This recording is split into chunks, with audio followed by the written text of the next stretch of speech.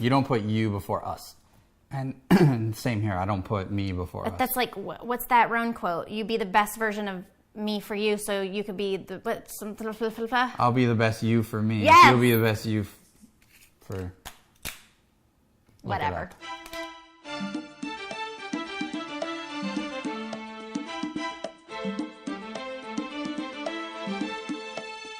Hello, hello, hello. I'm Sam. I'm Brandon. And this is the Middleton Methods podcast, where you get to be a fly on our wall and gain tips, get practical insight, and laugh at our expense. Celebration. What's going on? Woo! Happy anniversary to us. Happy anniversary. 17 years. This is like the first moment that we get to like breathe and just appreciate those lips. Yes. Yes, it's our Today. anniversary. And we obviously, like, I usually come to this podcast already with all these notes and stuff. And then lately, Brandon's been switching it up. So I decided today I would switch it up on you. So you could just close that. Great. Next week, we'll be talking about how it takes a village to raise a child. And it's going to be a really good podcast, so make sure you tune in. But today, I thought it would be fun and do something a little impromptu. Literally, as I was getting ready today, just thinking about how it's our anniversary, and I thought, we give little, like, tidbits and information about ourselves here and there. Like, we tell stories when it's pertaining to a subject that we're talking to, but we never, just dive into our relationship. I thought it would just be fun to talk about the last 17 years. In a 30-minute podcast? Maybe we could Holy do smokes. some of the highs and some of the lows. I mean, All right. So over the last 17 years... And I'm going to try and pull out whatever And by the would way, be useful for you. We're human, and we drink wine. So I have my anniversary cups, which Brandon says he's not going to drink, but we'll see if he's going to because we're cheersing. No, he's going to fake it. Don't really mean that cheers, don't you, buddy? I'm just kidding. We'll see what you bring up over the last 17 years. I'll drink the wine.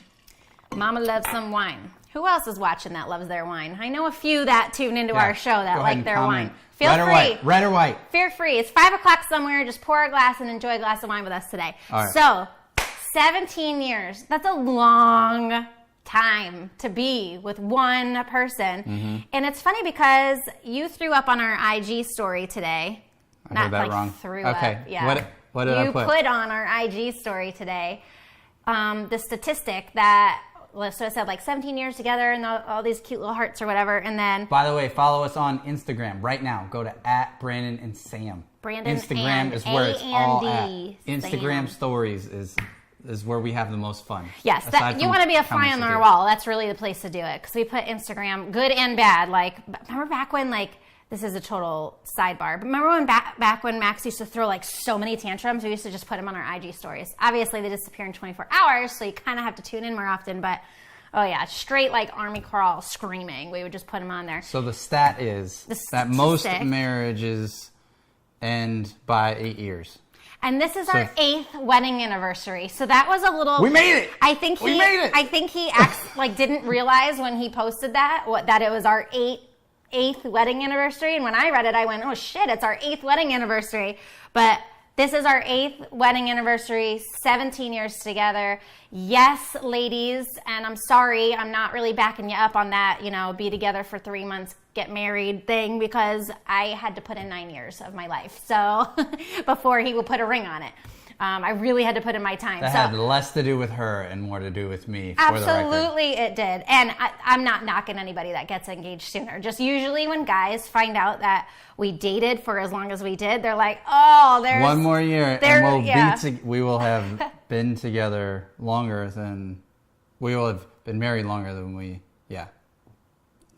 9, 18. I'm terrible with math unless there's dollar signs. So. Yeah, so weird. I don't even know what you're trying to say. But what's really kind of cool, which will never happen with me, is this year marks you've been with me the same amount of time than before I even knew you. Mm-hmm. Is that what you're trying to say? Next year you'll be with me longer than you weren't with me. No. So we were together 9 years before we got married, and it's been 8 years since then. So next pretty year soon we're about to tip over where we've been married longer than dating. Oh, yeah. That's a celebration in itself. Holy cow. Yeah, but you started dating me when you were 17, and this is our 17th year together, and you're turning 34 this year, so, right, you could do the math. So you've been with me the same amount of of time you have not been with me in your whole life. That's so crazy. I feel it. I feel like we share, no, seriously, we share a brain. We share a brain. The two become one is real in this household. For real. All right, so. I have no identity alone. There's just Bramden or Samden. I like to say Bam. That Max liked that when I was like, yeah. Brandon was joking around the other day, like, so if we had another baby, there's like people that combine their names and stuff. We have friends that did it, and it ended up being really cute for their kid's name. But so we're like, well, what are we? What would we be? And we're Brandon. It'd be terrible. Is what it would be. What would terrible. Bram? And then I was like, how about Bam? Bam. And all right, so what are we gonna cover? Are we doing the madness and the marriage moment and all that stuff, or are you just totally switching it up this week? I think in the 17 years, there's been madness and there's been highs and lows and everything, and I just kind of want to go back to the beginning and like do some of the big moments in our life, some big life-changing decisions we made, just some crazy things along the way that had to do with business and marriage and life. What's the first one that comes to your mind? Hang on, stop rushing me. And just share like our insights on those things, because everybody that's watching us is more than likely they're in a relationship. There are some single people that do, but most of the people are in relationships. And a lot of them have not been together as long as we have. I mean, there's like a lot of stuff that happens in life. And I just want you to know that like there's other people that have been through the same trenches and highs that you have had in your relationship. And I think just breaking it down on our anniversary today will either make us have a great rest of the day or not want to talk to each other for the rest of the day. Just kidding. Of course we'll want to talk to each other. But I don't know. I just thought it would be like impromptu and fun, and I have no agenda. There's no like specific outline. Well, you got to give them something to keep them from so this swiping. Is your job. You're the like Yoda guy, so you have to think of the ahas along the way of those moments. So like let's think back 17 years ago. I know we're trying to keep our podcast within 30 minutes, so I better start talking, right? 17 years ago, we met. Yep. It's so funny when we talk about our story, because the way that we met is not romantic at all.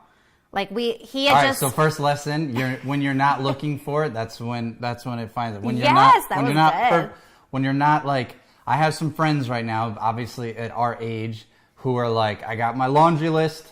She's got to do this. She's got to be that. And a lot of my friends are high achievers, right? So they've already crushed it in business. They've crushed it in health, and they've created this life that they are in control of everything, and they've already kind of like arrived to a point. So they're like, all right, she's got to be this and this and this and this and this.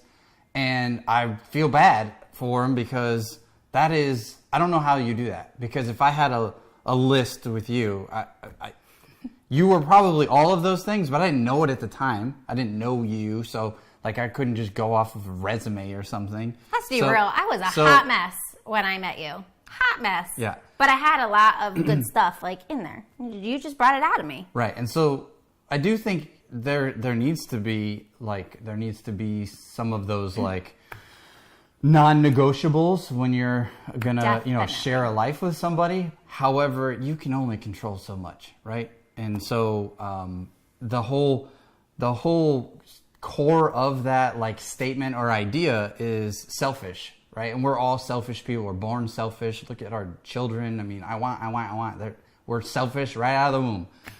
But as we mature and get older, and get into a relationship, we learn to pull away from that. And when you are like, well, what this person has to have all these things for me, it's literally like contradicting the whole relationship, because relationship needs to be all about that sacrifice and give and take, and really dying of certain selfishness that you have. It's kind of the beauty of it. It's like, we don't want to do that. Like, it's uncomfortable. We don't want to give up all that control and selfish desires, except that's like saying, I want to go to the gym to grow and be stronger, but I don't want to be sore, and I don't want any of the pain. And I think when we first started dating, you were a lot on the rigid, like, this is what I see for my life, this is what I'm doing, this is why I'm doing it, this is where I'm going, and you had like check all these things you wanted to check off the list. And I was a little different. Mm-hmm. I was more of like listen, I have my ways, and I like to do the things the way that I like to do them, but I really like you, and I like to see how you are when I'm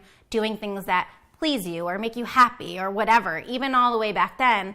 And that was a motivator for me. So I think it's just finding that balance within your own relationship, right? Like there's always going to be one person in the relationship that's a little bit more of like a driver and one that's a little bit more of like the passenger seat driver. So it's just determining your roles. Co-pilot. I'm definitely a passenger seat driver. Like I literally drive so much in our cars that when you drive, like if I didn't tell you where to go, you would just miss the exit. So anyway, So there we are 17 years ago, and we meet in very unromantic situation. Like our lives were just whatever they were. I was just out of high school and he was in high school. I had come off of a 1 year of like my mom kicking me out of the house and learning how to live on my own as an adult.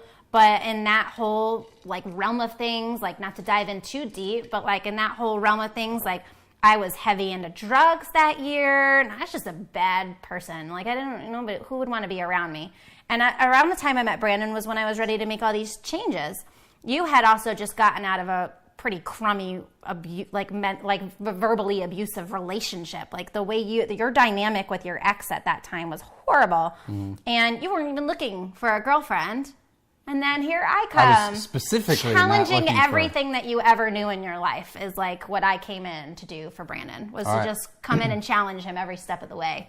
Is there a lesson in that? Nugget number 2, men especially, don't embrace the fact that your woman challenges you. Embrace her flaws. Embrace It's not a her flaw. No, embrace That her is not a strengths. flaw. No, embrace her flaws and her strengths. Yeah. Because what I used to see as a flaw, and now of course hindsight's 2020, I see how you pushed me and challenged me in ways, but you gave me a reason to do it, right? Because I love you and I care about you, and I saw something early in you, and then things change and you grow, and then I see different things. So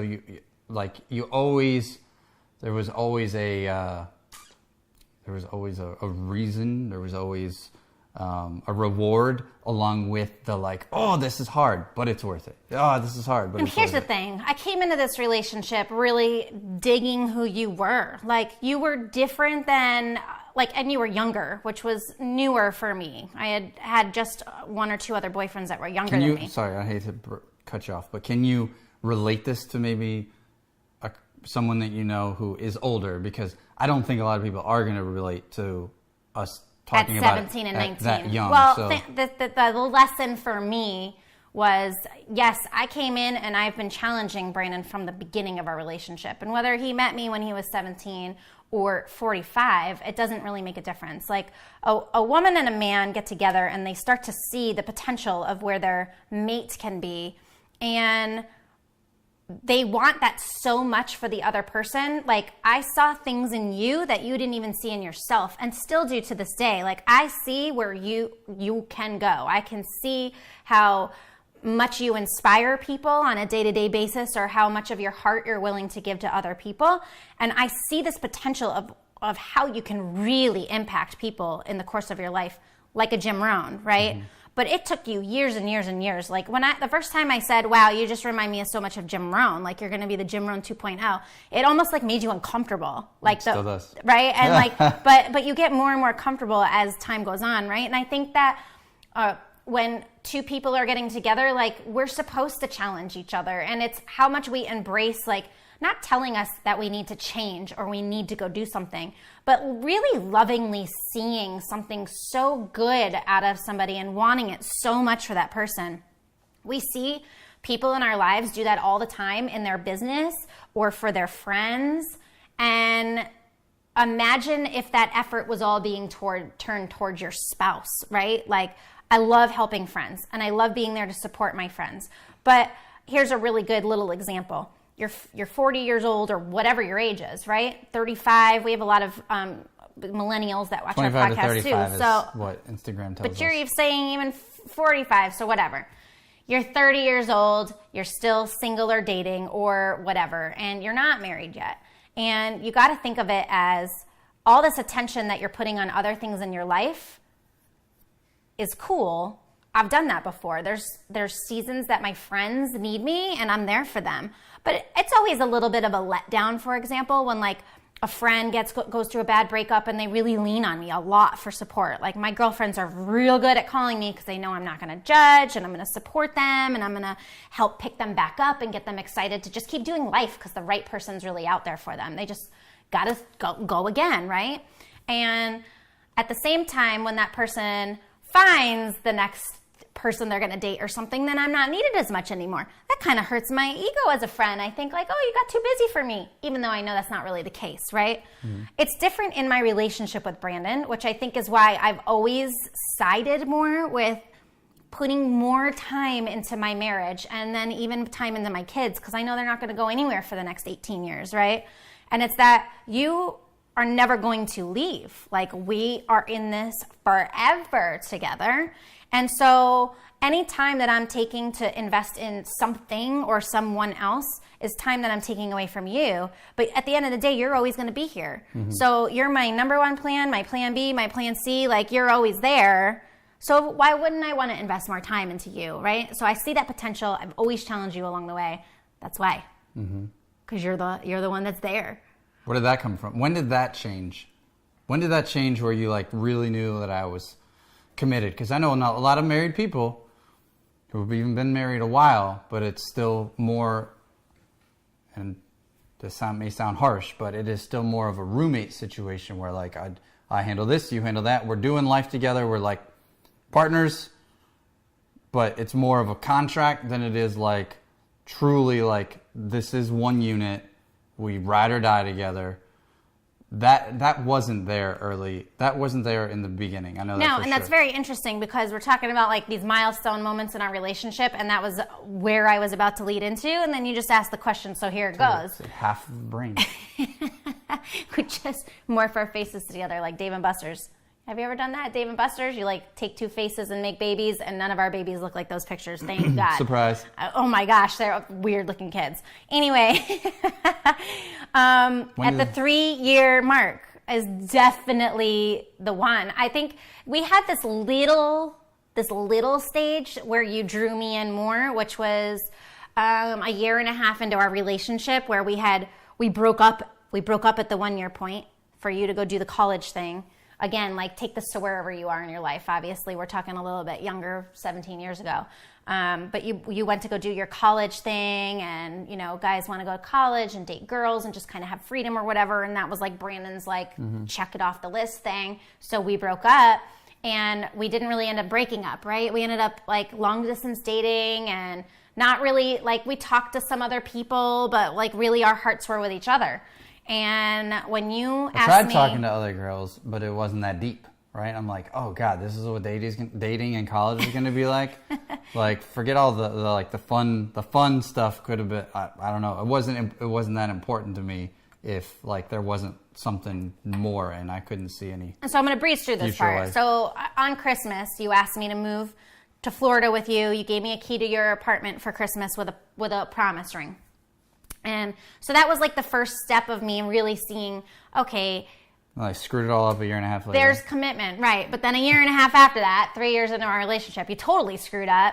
And you were so focused on yourself and your selfish needs, which I think is a lesson in itself. Oh, but the ends were going to justify the means, right? It was okay for me to work 100 hours because when we made this money and our business was off the ground, then we could put time into our relationship. That's what I thought. Yeah, say that to the 20-year-old. Patiently wait on the sidelines. Yeah, say that to the cute 20-year-old with a great body and like tons of other guys that would rather give me attention than my guy who would spend all night working in a closet, you know, to justify the means, and we're going to be there and she's going to see. I wasn't seeing it at the time, right? First big challenge. But through that whole drama of the whole dramatic week that yes, people, we did break up in our relationship at the 3-year. We broke up at the 1 year mark when you left for college, and then we broke up at the 3 year mark for a whopping week. I mean, this was a serious breakup. We were done. We were done. Moved out. We even had our funds all joined at the time. We separated our bank accounts again. I mean, it was serious. And 1 week later, it was just like, what the hell are we doing? This is the stupidest thing ever. Like, we love each other. We just need to work at it and change things. And you think areas that you weren't listening, you needed to listen more. Areas where I felt like I wasn't being heard, maybe I just was saying it in the wrong way. And I had to learn how to communicate better with you. Because it's easy for me to go, you. I mean, we tell the story all the time and joke about how much you were working or how you were focused on this. But on the flip side, I probably was doing a lot of whining, or even I kind of had a bad attitude back then. So I'm sure I was not so much like, baby, it means so much to me when you come to bed with me. And I really love that we go to bed together each night. It means a lot to me. I feel more connected with you when you're in bed with me, which is how I've done this over the years when you get a little busy with work, right? But back in the day, I'm sure oh no, you're going to work in the closet. No. I'm sure I had a nasty attitude. I'll be honest, even if you had said it so sweet and kind, you wouldn't have heard me back then anyway, I know. My head was in the wrong place. So it literally took a turning point, a punch in the gut, the worst words you could possibly hear is, we need to talk. And as soon as I heard that, I was like, oh no. And that was it. You were out that night. That decision was already made. It wasn't like we get to really talk about it and make a decision together. That was crushing. But that's what it took for me to go, whoa. Am I willing to sacrifice building a business the way I want to, as fast as I want to? And am I willing to try to figure out how to squeeze more into less time? Am I willing to try to figure out how to do the date nights? And am I willing to, little stuff like our lifestyle? I wanted to live as cheap as we possibly could in the crappiest neighborhood to be able to always have more, live way, way, way below our means. And then I wanted the best of everything. Until there was this milestone. It's no, keep sacrificing our lifestyle until we reach here, and then we can get the nicer apartment, or then we can get a nice car, or whatever.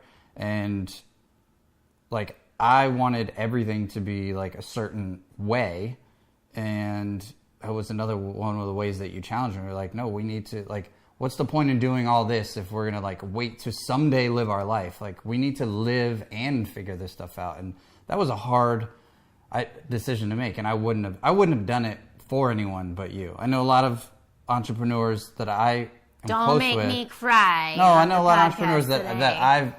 that I've had very deep conversations with who have crushed it, and I see a lot of people give some young entrepreneurs a lot of credit, oh, they're killing it in this and they're killing it in that. I'm dude, they're single, they got no kids, their marriage and family is not a priority. Time-consuming. That's money, business. You can figure that stuff out. It's really a formula, and once you figure out the formula, it's not really that deep. But figuring out how to balance marriage and how to invest in each other and grow as human beings and plant the seeds 17 years ago to be able to have a family and still continue to make.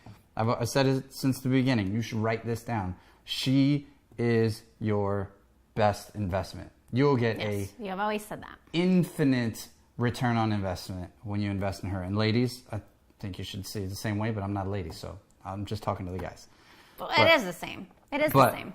But yeah, I really think the ladies need to invest in themselves, because I think it's so easy to point the finger at the man, and vice versa.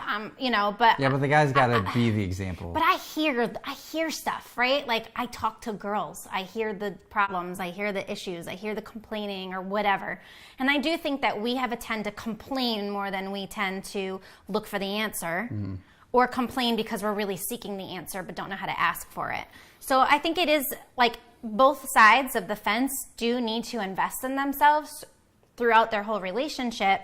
But as much as you think that I'm your best investment, I also think that I'm best for you when I'm investing in myself. And I'm going to get the most return. Yeah, of course. I'm going to get the most return out of your investment when I'm investing in myself. You don't put you before us. And same here. I don't put me before us. That's what's that Roan quote? You be the best version of me for you, so you could be the... I'll be the best you for me. Yes. You'll be the best you for... Whatever. I'll be the best me for you, and you be the best you for me. There you go. Hey! She said it. Celebrate! Anyway, so that was a big pivotal moment in our life. I mean, that after that whole escapade was done, you literally were like, we are ride to die, this moment forward. I will never... Commitment. I will never take for granted what we have ever again.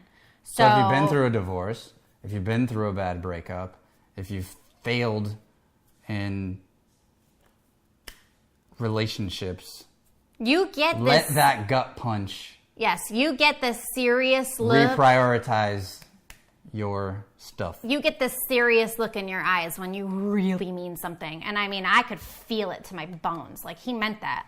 And so even though it still took another 5 years for him to propose and another 6 years to marry me, the guy who also said he would never get married, like, I knew no matter what, like, he was committed to me. And we did have conversations about, like, you know, what does that look like to be committed? You know, that's another really good thing. If you have never done that with your person, you really should. Like, what does it mean to be committed? For us, it meant being each other's ride or die no matter what. It meant not doing illegal things that the other person would want to leave the person for. Like, it sounds like stupid stuff, but like I did a lot of drugs back in the day. I know you're totally... That was a non-negotiable. You were totally against stuff like that. So, I mean, literally moving forward, like, I've had friends over the years that will go to concerts or stuff. They want to go have a good time. And no, because it wasn't okay with you, right? Which it shouldn't be okay with me too, but it really wasn't okay with you. And that was always how it was for me. Like, it's really not okay for Brandon, and I don't want to upset Brandon. So I'm not going to do that anymore, right? Cheating, non-negotiable for me. I don't like, and you, obviously, but like, we do not like that feeling. Doesn't happen. Like, people meet us and they get to know us and they know real fast that we're in a relationship, like a committed relationship. So knowing what those non-negotiables are and having those conversations are so important. Okay, for real, I don't know what happened. Something happened with our thing. So we're not exactly sure where this turned off, but we're just going to keep going with it anyway. So, looks like I'm on fire. Anyway, we're talking about growth, so I don't know how much of that we were talking about, but it obviously was a sign to just wrap it up and keep going, right? So just grow together, be willing to be vulnerable enough that you can change. That's so important, right? Like, I would go to these seminars or read a book or whatever, and it was less about what you were telling me that I needed to go read or do or change or whatever, because that's what you wanted. That's your stuff. That was your insecurities or your insecurities about me. You were trying to make me change. I had to go and do some real soul searching and digging and really realize where, like, I could improve for our life and our relationship. And that stuff is just gold. So just always be willing to invest in yourselves. And if you can do it together, great. You're going to have ahas on your own and take your own notes, but then you're also going to be able to share those moments as a couple. And like we would get out of those seminars and literally just talk for like hours and hours about the stuff we were learning and what that was meaning in our mind, and go back and forth on it. So 2 resources I want to connect you to regarding that. Number 1, go back and listen to, if you haven't already, the $250,000 divorce that never happened, Franklin and Bridget Cruz. There's a lot of nuggets in that episode, but one of them they talk about was like, and what you just talked about, you had to discover it. Mm-hmm. Like, I could have the answers all day long and tell her, no, I know what you're struggling with, just read this book or get this lesson or whatever, and that's the fix, right? That's what we want to do. But the truth is, it has to be her idea, right? That's one thing that we learned very early on in persuasion. Like, someone needs to figure it out for themselves. It has to be your idea. It has to be their idea. So go listen to that podcast. And then there's a quote, I don't remember what podcast it was, but Stephen Faraday, if you don't listen to him, Elevation Church, the guy is awesome. He talks about the snare of compare, right? So I've seen it a lot. I did this early on. It'd be like, why don't you do this like that? Or will you go to a conference or a marriage event or whatever, and you'd be like, you didn't do it for very long. No, I didn't do it that bad, but we've seen a lot of people do it. Like, we used to hear all the time, like, why can't you be more like Sam? Or, Sam does this, why can't you do that? And it literally makes my skin crawl. Right. It's easy to criticize. It's easy to be cynical. It's easy to compare, and it's also easy not to. So don't look for all the wrong. Like, oh, you didn't take out the trash again, or oh, you're always late, or you always do this, or like look for the positives. Look for the positives. I was going to say, I was just going to say the same thing, basically, is like, and even if you're going to compare, like, compare the good stuff. Why are you going to compare all the things that aren't working? I love it when you, even though you may have only done it 1 out of 10 times I wanted you to do Sometimes I tell you I love when you do things and you have not even done them yet. You know? Hey, it works. I really love when you, mop the floors for me. And he's probably thinking like, I've never done that before, but I guess, okay, if you really want me to do it, it's our anniversary. It's a perfect time to go get that done. Write a check. Yes.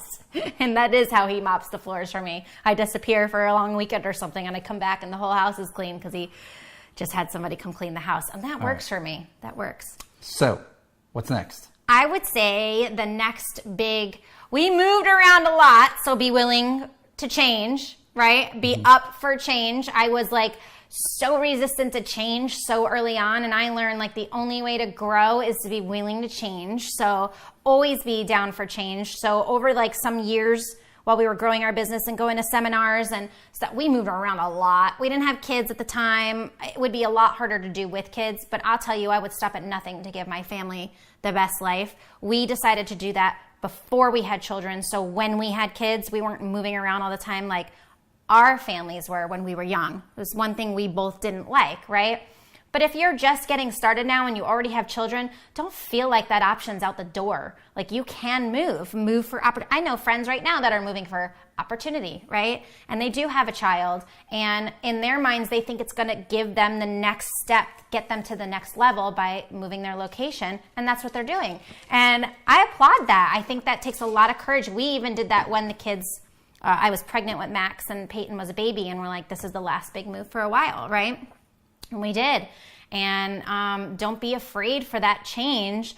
And that kind of led up to the point where we got married, right? This like whole different season in our life where business was crazy at the time and things weren't really right over there, but we were in a season where we were like riding and dying real hardcore, and we had it right here. Like our hearts were in the right place, and you realized through going up, and then crashing for a little while, I think just in that perfect storm of things, you realized, why am I so resistant to marrying this woman? Like, I want to spend the rest of my life with her. This is stupid that I have this like no marriage thing. And you proposed, and I'll tell you, you did these little things along the way that really showed you were there, and the 3-year mark was a big one, but asking me to marry you was by far the biggest commitment that would ever come out of your mouth, because you were like so dead against it that like serious life-changing moment for us, right? Like that was a big deal. And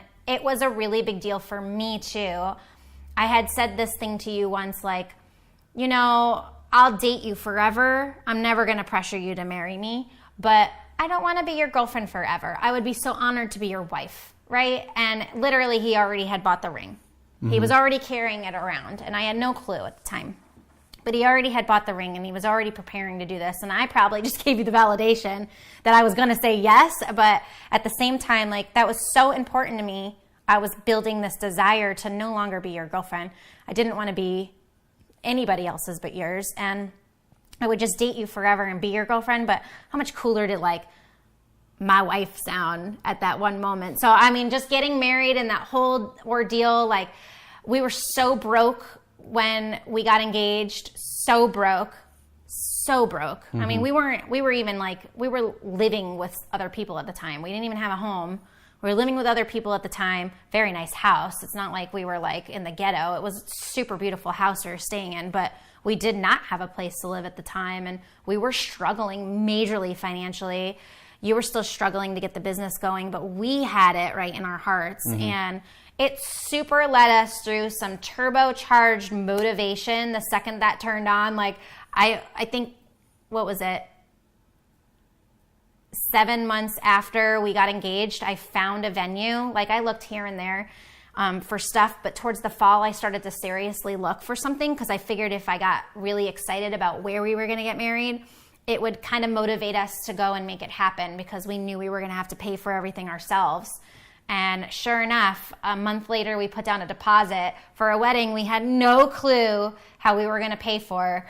And within 5 or 6 months, we were married. So the lesson from there is just like set goals and go. Well, sometimes dream you just have together. to make a decision and then make the decision right? We said that yes, before. you say make the decision and make the decision right. And I go, let's dream a little, because to me, those things were like, they were not, to have a, what was it, $25,000, $30,000 wedding that we paid for in cash, that we literally couldn't even pay our rent 6 months before and had to downsize and everything. Like, it was horrible. And really move into like a nasty neighborhood. Like, it was just gross. But somehow we were going to make this happen. So in your mind, you're thinking, and this is just a difference of personalities, right? In Brandon's mind, he's like, make the decision and make the decision right. And in my mind, I was like... That wasn't my decision back then. That's hindsight now. In my mind... Back then, I'm like, shit, at least we're only out the deposit if this doesn't work. He did actually say that to me. Be at the courthouse. In my mind, I'm going, no, I'm a dreamer, and now I'm motivated. I've seen what I'm going to have. Like, I went and tasted it, right? Like, I got to go see what a wedding looked like all set up at this venue, and I got to see where I could potentially get married, and it was done. Done deal. I don't care what. It's the same thing we did with our house. We were going to get it. So, right, our house, every year we do big goals on a whiteboard, and then, like, we just chunk it down and really work towards them.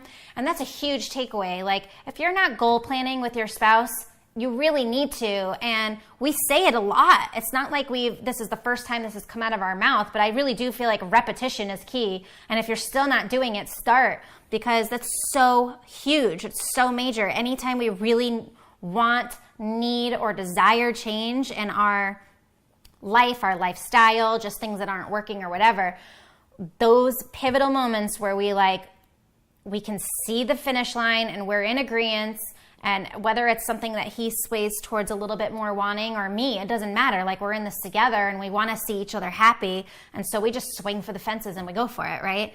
And so sure enough, within 6 months or 5 months or whatever it was, we were married at that venue, not even at the bare bones minimum of what it wanted to be. Like, I upgraded everything and oh, it was over the top. It was awesome. It was so amazing. I can't wait to do it again. So two big things for me at the time when I did finally go from like, I'm never getting married, married's stupid. Most people get divorced. What the heck's the point? Mom's been divorced 3 times. Your dad's been divorced like 4 times, like crazy. One, we were surrounded by a lot of married couples.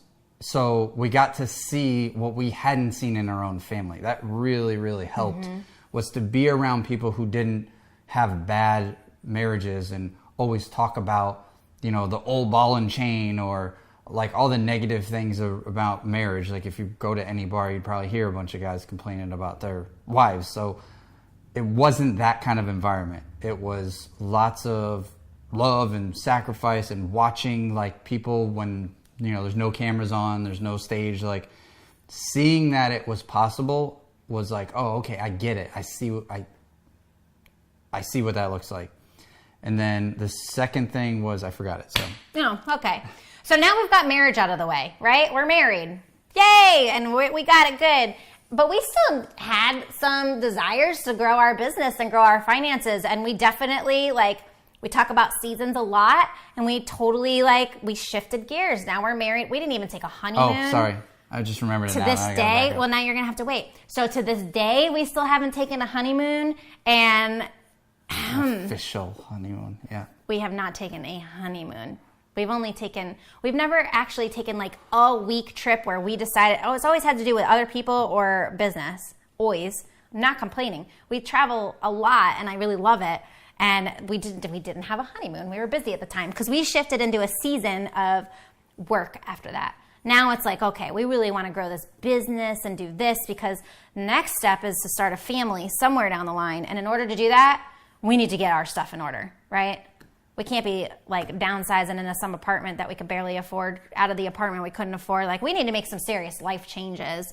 And we had to do that together. And we took over that it was a course of 4 years, I think, between the time we got married and the time we had Peyton. 3 years. Wow, is that it? Got married in 2010 and we had her in 2013.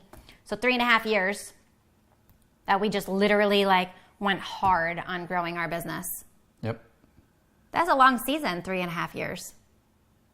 And we still work for that too, but like it was literally a focused, we didn't have to worry about how our family and all these things you have to juggle with kids like as they get older, like school and all, and Disney trips and all this type of stuff to entertain them and keep them happy, and playgrounds and whatever, right? It was seriously focused on how are we growing our business today? Okay, we need to move. Okay, let's do it. We need to move. Okay, let's do it. Do we need to move in with family and save some money because we want to buy a house in the meantime too? Great, let's do it. We just like, it didn't matter.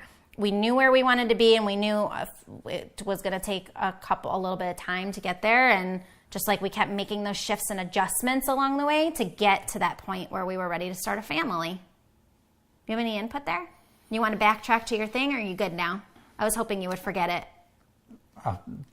Forgotten. No, it's important. Because you always back up. Hang on. I feel like we just back up a lot. Let's just be totally transparent real quick. Podcast, and I'm just going to keep talking, and I'm going to keep going. Our relationship has always, like, we were young, right? So my guy friends were resistant to me being monogamous. They're like, oh, Brandon can't do this anymore because he's with Sam, and Brandon can't do that. It's not that I couldn't, it's that I prioritized, right? That was more important to me than another night getting drunk or another night just dicking around and, you know, having a good time. But it wasn't, you know, it wasn't like friends are going to be there forever and going to take care of my babies. You know what I'm saying? So, but we had that communication from the front anyway. And it was kind of that way with family, to be honest. Family was kind of like, oh, I know they're together. They've been together for a while, but marriage is all about like the family's coming and you're like claiming your relationship, and they're there saying, yes, I will support you in your marriage for the rest of your life. And I feel like that ceremony, like I didn't get that. I didn't understand like that, because I was thinking like, why are we going to spend all this money that we don't have? We could spend it in the business instead and get married. But then I realized like, no, like the ceremony is like a big deal. Like it was, our families changed, our friends changed. Like once we really were like, no, we're married. We're not just Brandon and Sam, the dating couple forever. So getting actually married was a big.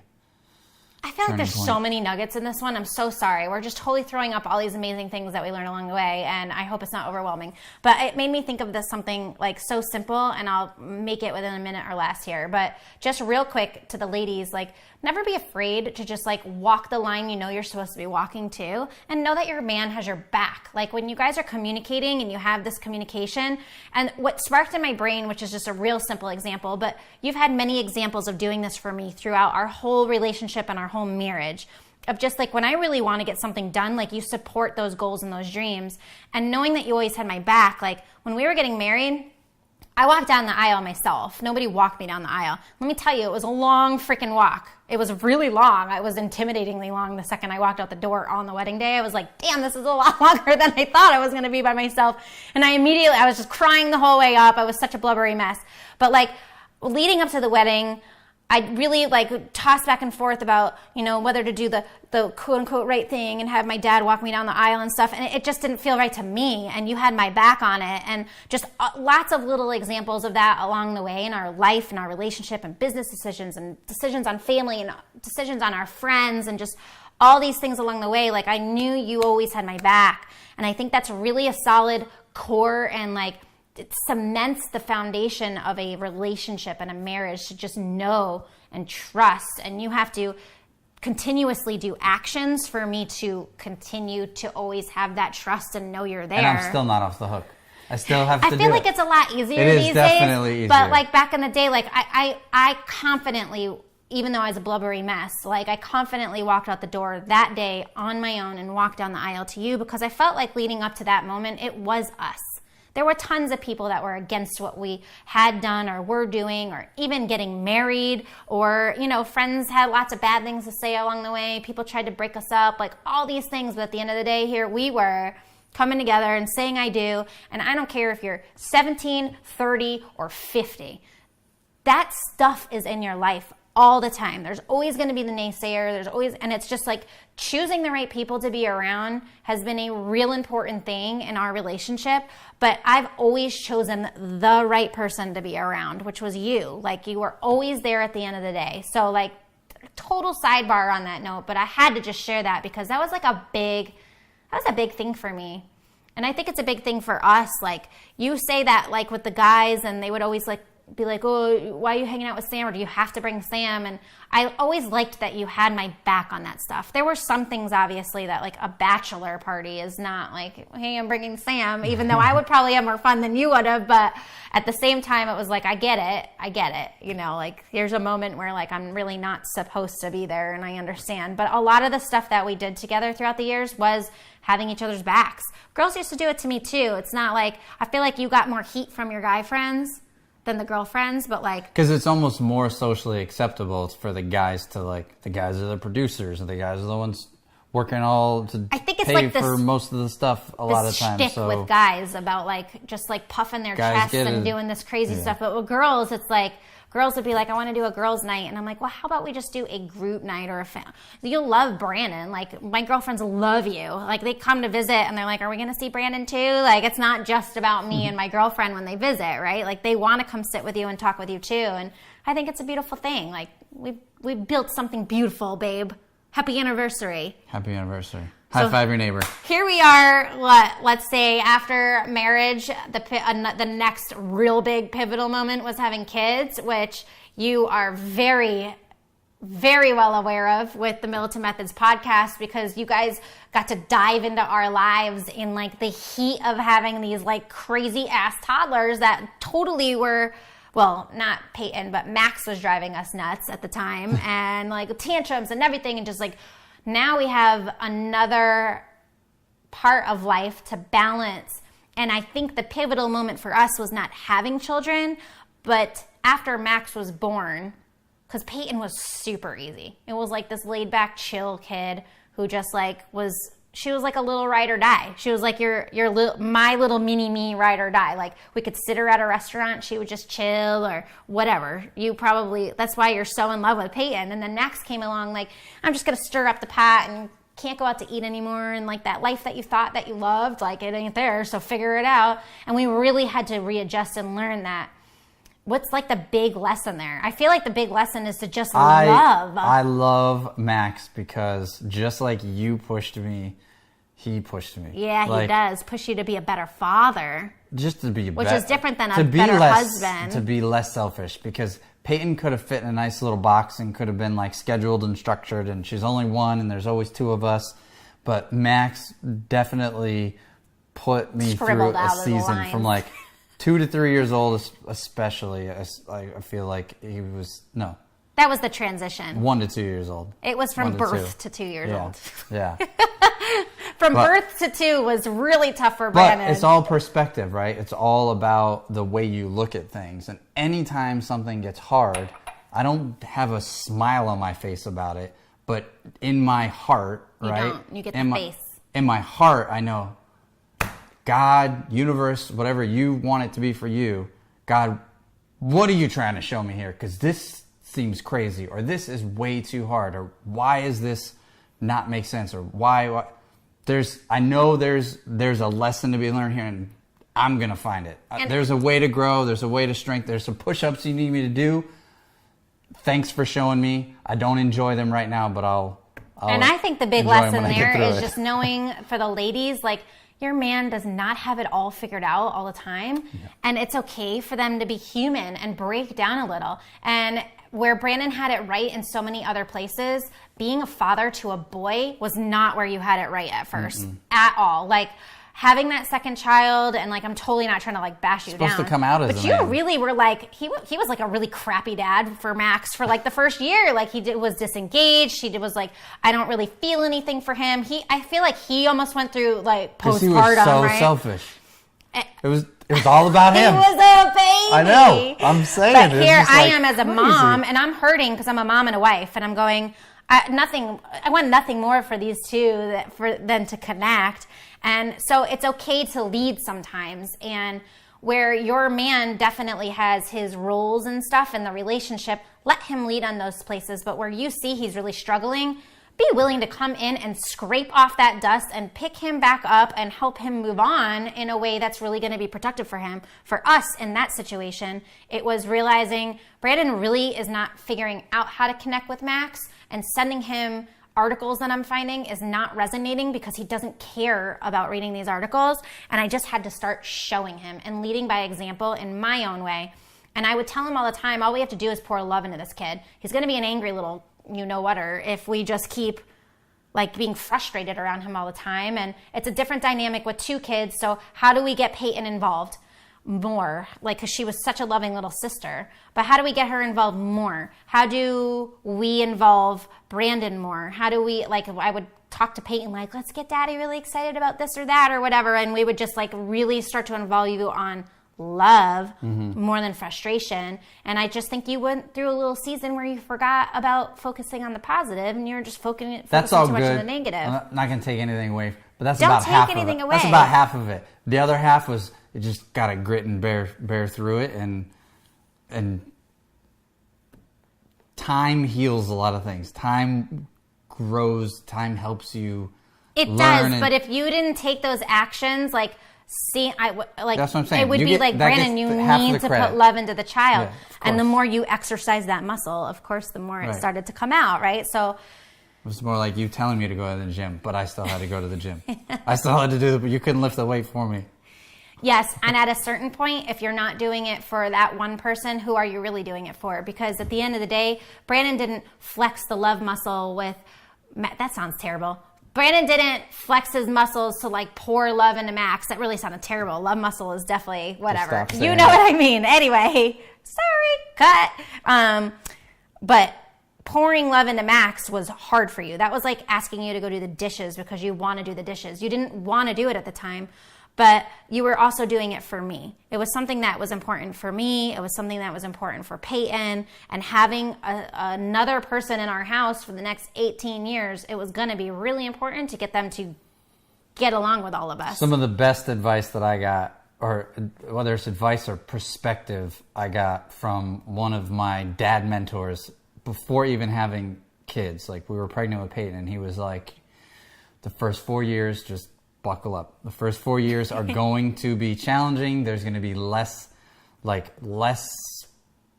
of the fun moments and stuff, but you got to get through those first. So I always had that in the back of my mind. Yeah, it was a bad program. I didn't feel like I had, I didn't feel like I had like the tools. I felt like. No, I appreciate the bluntness because we're pretty blunt with our friends. When they talk to us about being parents and stuff, like, I'm definitely the most honest one. I'll give you the ins and outs. I'll tell you the ups and the downs because I don't like when people just sugarcoat. Being a parent is the best thing.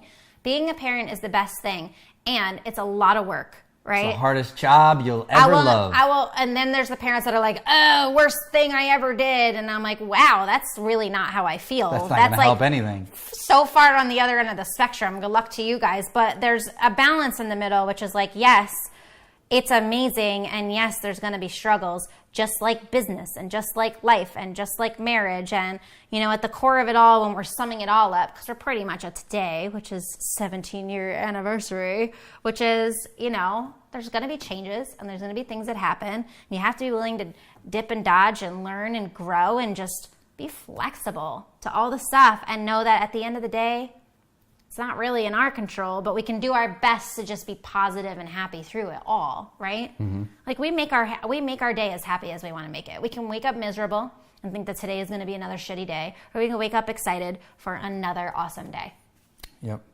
When I had made the decision, the commitment to have you after our 3-year mark, I knew I was making a decision, even though I wasn't asking you to marry me. In my mind, I knew that if I was asking you to come back, that is what I was asking you. And I think I told you, like, I can see you as my wife. I can see you spending the rest of my life. I'm just not ready now to like go through that. We certainly are in no financial situation even close to do it. But I was making the decision to spend the rest of my life with you that far back. And take that into parenting, and I told someone this last week, like, I didn't have my kid, like, I know having kids is going to be challenging, downright hard at times and in some seasons, but I didn't even we didn't agree to start a family so that we could have kids. Like, I wanted to have kids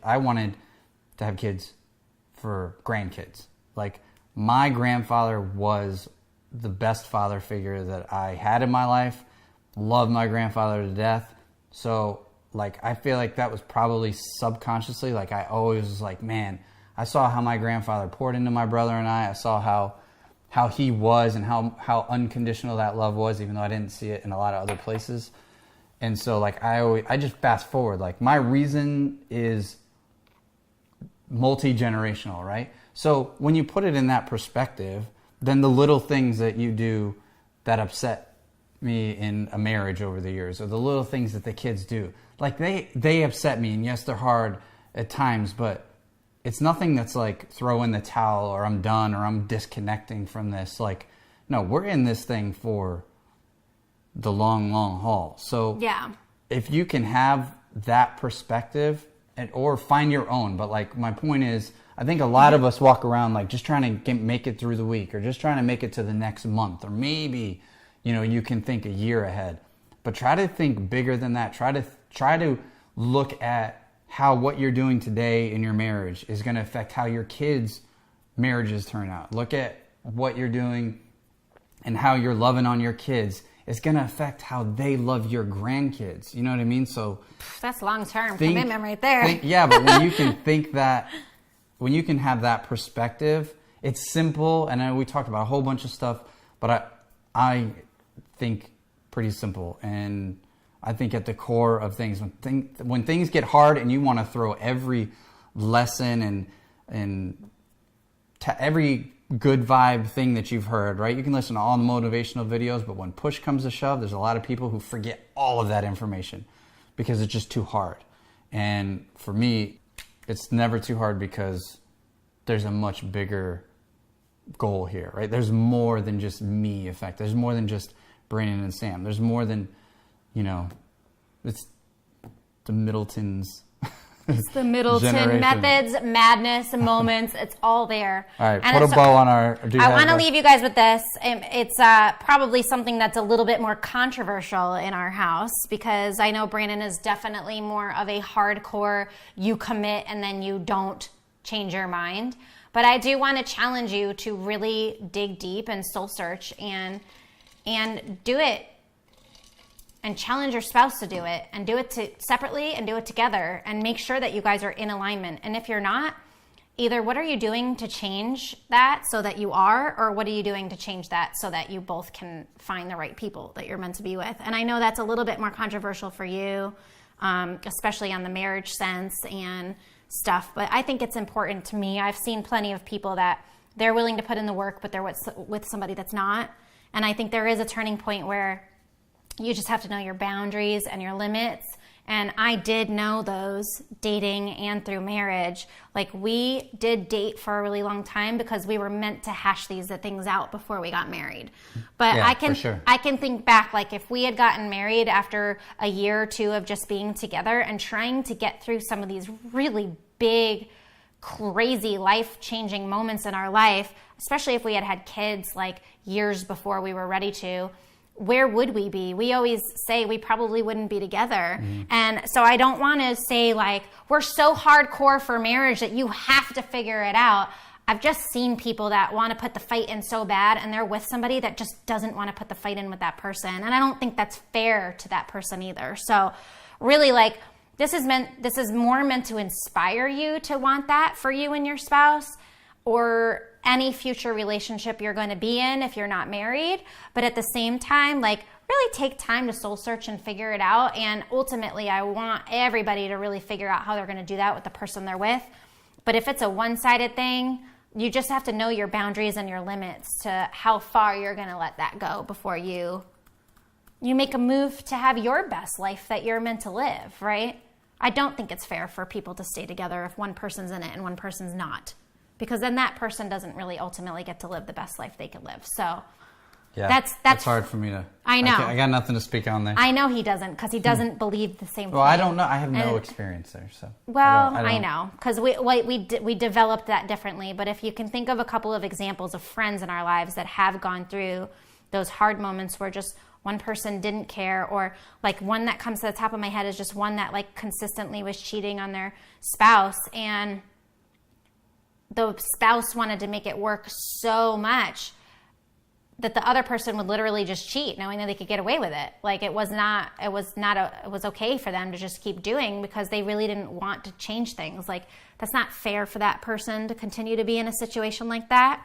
It's actually excusable in the Bible in those situations. So just like really search and find you and know what your worth is. And I do agree that when we become one, like now it's about us, it's not about me. But at the end of the day, it's never about me. If you were doing super harmful things to me, which we discussed long before getting married, like we hashed it all out. But sometimes it doesn't happen that way. Sometimes people don't take all those steps before they get married or whatever. Look, he's totally disengaged. He's even on his laptop right now. No, I'm listening. I was going to try and find something. Oh, okay. Try to find something while I'm talking and you're not really paying attention, because you can't do two things at once. But you know what I'm saying. I know you're a little disengaged on it because I know you don't agree, and that's okay. I just felt like it was important for me to say, because that is a point, like, you know, sometimes girlfriends do come to me for emotional support on things like that, and I'm never too judgy to go, you have to go figure this out. Like, at a certain point, I go, how much is your happiness worth to you? And I'm lucky enough, and you're lucky enough that you get that from me.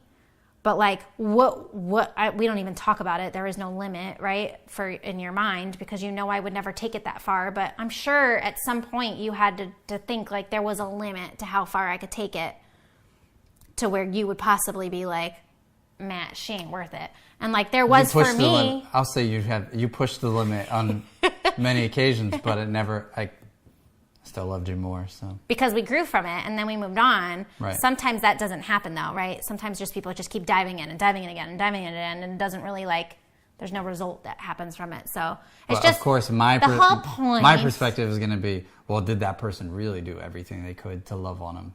Because my experience is it has worked out.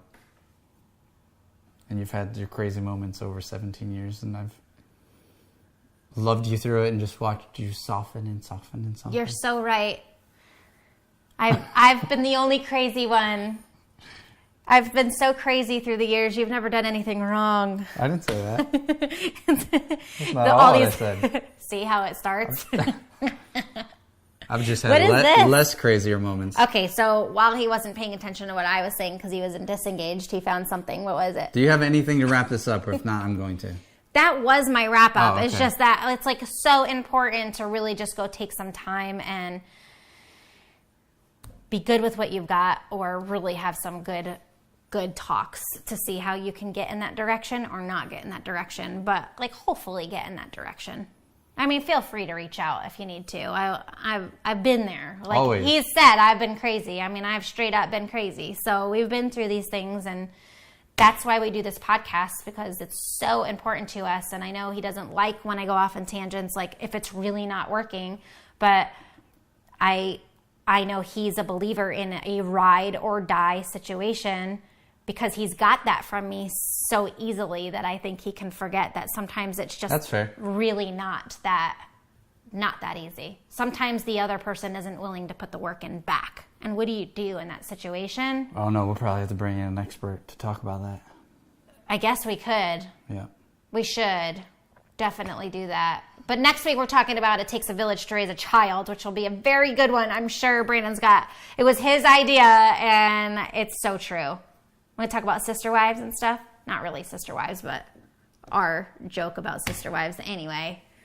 I don't know. All right, guys. If you've been on this long, first of all, I love you. Thank you for supporting us, and thank you for joining us on our 17-year Yes. anniversary. We wouldn't be anywhere else to share it with awesome people in our little community. So thank you. I mean, 8 years married sounds so cool, but 17 years, it's been almost 2 decades. Mm-hmm. It's compounding interest now. The momentum, you can't stop it. You can't stop it. We have Max running around, happy anniversary to everybody. Oh, that boy. Let me tell you, if I could just talk about him for... See, we had this like craziness with Max that we really focused on this time. But dude right now. Oh, he is a heart melter. All that love. It's almost like he just woke up one day and just softened up. Just woke up. I don't know. You poured love. You poured love I'm into saying that like boy. it wasn't like it super gradual. It was No, it took time, but just constantly pouring love into that child changed his heart. He went from like an angry little baby to like such a sweet boy. It went from like 10 meltdowns a day to like 2 overnight. That's what it feels like. And that's now what I he mean, has like maybe overnight. like one it's a like, week. oh, you didn't go like 10 to 9 and 9 to 8. It was just like, whoa, we had a good day today. Still have energy at the end of the day. Well, and now it's a lot different. Oh, another one. Now he's mature enough where he's loving and he's considerate and he's becoming more respectful and just like really cares about these 3 people in the house with him and just like wants to show his love for all of us so much and constantly trying to give and take, but give. And it's a cool he's a sweet little boy. I love him so much. But I knew he had it in him anyway. All right, guys. That'll make me cry. We gotta go. We're going to go enjoy our anniversary. We've got some celebrations. We got an overnight. We get to sleep in past 7. This is going to be amazing. But I want to encourage you to please help us get this show out there. We got to reach 100 reviews. Hopefully we can do that before the summer hits, which is like right around the corner. So if this has been helpful to you, if you know someone who can use this, whatever, go give us a review, give us 5 stars, help us share it. We appreciate the comments on Facebook and definitely subscribe. Like right now, we have to get to 10,000 followers on Instagram. That's going to take a little while. We're going to need every one of your help. So at Brandon and Sam on Instagram. And I'll just end it with this. Like I said, we're not perfect. We've got some things figured out, and I'm sure there's so much more that we get to figure out together, right? We got more years together. So I hope we didn't have to figure out because the rest of our life would be pretty boring. But we put in the work to make it work. And the big reason is I just want to remind you because we posted another check on Instagram in our real estate business, and those get all the attention. The money stuff gets all the attention, and I get it. It's at the core of everything. But this isn't a money podcast, right? We could make it a lot easier. We could have 10,000 followers like that if we just made it about money. But I've heard this over and over again. I encourage you to go Google it. What are the things that people regret on their deathbed? The richest people in the world? No, we're all going to die, right? At the end of the day, I think that's a good line in the sand. At the end of the day, when you're on your deathbed, people regret that they didn't take care of their body, right? They weren't healthy. They let anger get the best of them. That's a tough one. And basically, when you're on your deathbed, you want to be surrounded by the people that you love. You want to know that you didn't hold back any love from your family. And at the end of the day, I can't control much of the outside world, but I can at least have more influence on what is in the Middleton world. So you've got your last name world, right? Your family, your generations. I know that this is the best investment. I know you can't pay your bills with love and you can't pay your bills with, a good marriage. But if you keep that as a top priority, I promise you a lot of the other things are way more simple than you think. And we'll keep bringing you those resources, whether it's real estate or marketing or entrepreneurship or what have you.